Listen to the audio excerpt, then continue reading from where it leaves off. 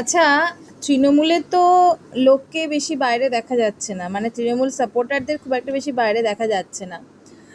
অভিষেক ব্যানার্জি ভোটের আগে উনি বলেছিলেন যে প্রচুর ডিজিটাল ফাইটার উনি তৈরি করেছেন।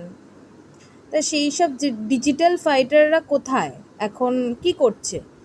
অভিষেক ব্যানার্জি তো কোনোদিন এই যে মমতা ব্যানার্জির যে একটি নীতি ছিল রাস্তায় নেমে প্রতিবাদ করা, বা তিনি বিরোধী দলনেত্রী হিসেবে যথেষ্ট সম্মান পাওয়ার যোগ্য।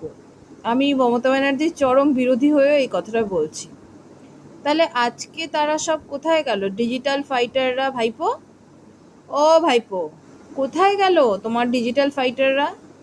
কী সব কী সব কথাবার্তা, কী উদ্ধত্ত না!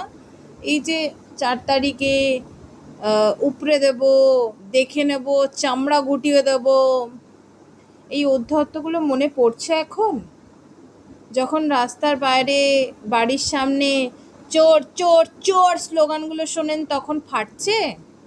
ফাটাটা উচিত।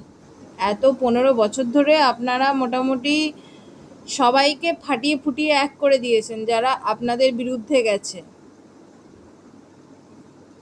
ফাটা উচিত।